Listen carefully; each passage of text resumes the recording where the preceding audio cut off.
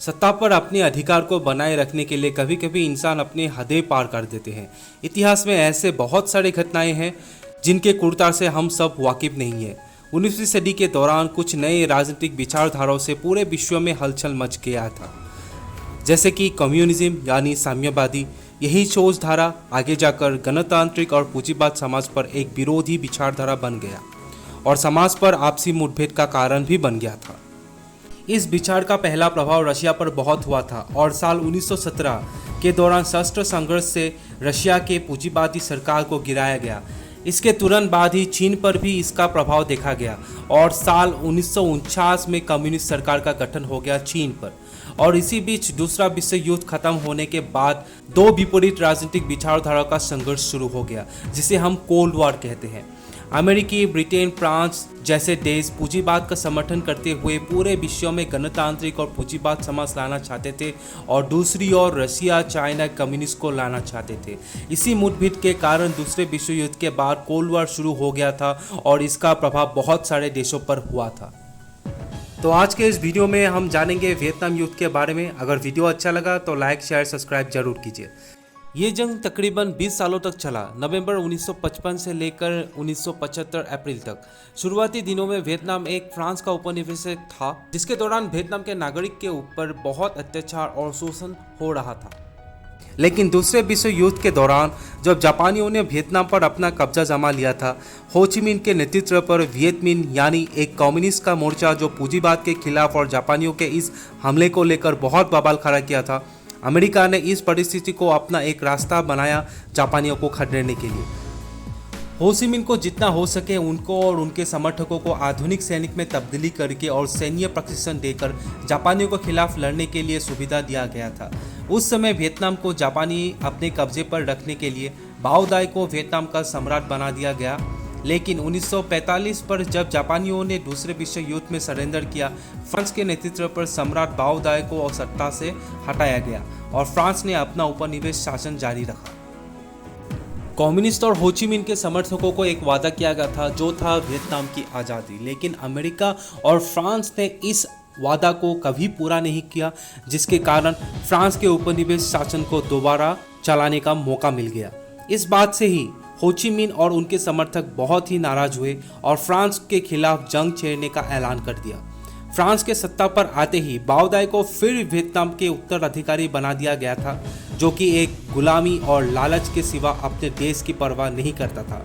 इसी दौरान वियतनाम को दो हिस्सों में बांट दिया गया। उत्तरी वियतनाम के शासक के रूप में हो ची मिन्ह को स्वीकृति दिया गया कम्युनिस्ट रशिया और चीन की तरफ से।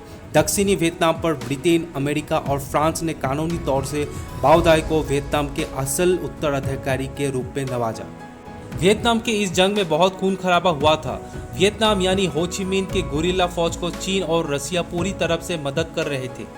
फ्रांस और बाओ दाई की फौज को लॉजिस्टिक और आधुनिक हथियारों से मदद दे रहे थे अमेरिका।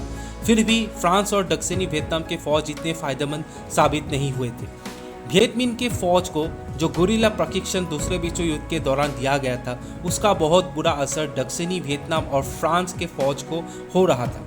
अमेरिका का उपराष्ट्रपति रिचर्ड निक्सन ने ये ऐलान किया कि फ्रांस को जिताने के लिए वियतनाम पर छोटे और आधुनिक परमाणु बम का इस्तेमाल किया जाएगा। और उसी समय अमेरिकी राष्ट्रपति आइजनहावर ने अमेरिकी सेना को वियतनाम में जंग लड़ने के लिए भेजना चाहा था, लेकिन ब्रिटेन इस बात से सहमत नहीं था। अमेरिका को पहले से ही मालूम था कि फ्रांस और दक्षिणी वियतनाम की फौज कामयाबी हासिल नहीं कर पाएगा और इसका नतीजा 7 मई 1954 बैटल ऑफ दिएन वियन फू में फ्रांस ने वियत मिन्ह के आगे सरेंडर कर दिया था और कुछ हद तक वियत मिन्ह के फौज ने वियतनाम को आज़ादी के करीब ले आया था। लेकिन वियत मिन्ह के फौज के सामने यह आत्मसमर्पण फ्रांस के लिए एक लज्जाजनक परिस्थिति था। उसी साल जेनेवा कॉन्फ्रेंस के अंतर्गत वियतनाम की सीमा तय किया गया, जिसे 17 पैरेलल कहा गया। हो ची मिन्ह ये जंग जारी रखना चाहता था, लेकिन चीन की तरफ से कहा गया चुनाव की मदद से पूरे वियतनाम को एक करने के लिए। इसके बाद जितने भी उत्तरी वियतनाम के नागरिक जो पूंजीवाद का समर्थन करते थे, फ्रांस के सरेंडर से ये लोग दक्षिणी वियतनाम भागना शुरू कर दिया। तकरीबन 10 लाख फ्रांस के समर्थक दक्षिणी प्रांतों पर दाखिल हुए। उनको ये डर सता रहा था जो फ्रांस और बाओ दाई के फौज उत्तरी वियतनाम पर संदेहजनक और गैरकानूनी तरीकों से वियत मिन्ह और हो ची मिन्ह के समर्थकों को मौत के घाट उतारा था, अब वियत मिन्ह की फौज उनको भी वैसा ही दशा करेंगे। जितने भी लोग दक्षिणी वियतनाम पर दाखिल हुए थे सबके सब कैथोलिक क्रिश्चियन थे, जिनको मौत के डर से भागना पड़ा था। इस परिस्थिति का अमेरिका ने बहुत फायदा उठाया और अफवाह ये फैलाया जितने भी उत्तरी वियतनाम से दक्षिणी वियतनाम पर आ रहे थे सबके सब धर्मीय अत्याचार से बचने से और वियत मिन्ह के फौज की क्रूरता से बचने के लिए। इस अफवाह ने दक्षिणी वियतनाम पर बहुत क्रोध फैलाया था, जिसके दौरान जमकर विरोध हुआ हो ची मिन्ह के फौज का। इसी दौरान सम्राट बाओ दाई ने दक्षिणी वियतनाम के नए प्रधानमंत्री पद पे गो दिन दियाम, जो एक एंटी कम्युनिस्ट सेंटिमेंट्स वियतनामीज राष्ट्रवादी विचार से अपने ही लोगों को उत्तरी वियतनाम के खिलाफ भड़काया था। फ्रांस के हारने के बाद अमेरिका ने वियतनाम के इस युद्ध पे खुद को शामिल करना शुरू कर दिया और अपने सैन्य टुकड़ी को लाना भी शुरू कर दिया। दक्षिणी वियतनाम के सम्राट बान दाओ और प्रधानमंत्री गो दिन दियाम अपने सत्ता को संभालने के लिए जितना हो सके हो ची मिन्ह के खिलाफ घोर विरोध कर रहे थे और अमेरिका को अपना समर्थन जता रहे थे। इसी दौरान दक्षिणी वियतनाम के वियतकॉन्ग और उत्तरी वियतनाम के वियत मिन्ह एक दूसरे के जानी दुश्मन बन गए थे। हालांकि इस युद्ध में अमेरिकी फौज और वियतकॉन्ग की फौज पूरी तरह से हवाई हमले पर निर्भर थे। वियत मिन्ह की फौज गुरिल्ला तकनीकों की कौशलता से अमेरिकी और दक्षिणी वियतकॉन्ग की फौज को मानसिक रूप से तोड़ रहे थे। साल 1963 अमेरिकी फौज की तादाद 40,000 तक बढ़ गया था। अमेरिका जितना हो सके वियतनाम से कम्युनिज्म को पूरा खत्म करना चाहते थे और उनके घोर दुश्मन सोवियत संघ को दिखाना चाहते थे अपनी ताकत। गल्फ ऑफ टॉन्किन एक ऐसा मौका जो अमेरिका को पूरी तरह से वियतनाम पर जंग और वियत मिन्ह के खिलाफ लड़ने को मिल गया था।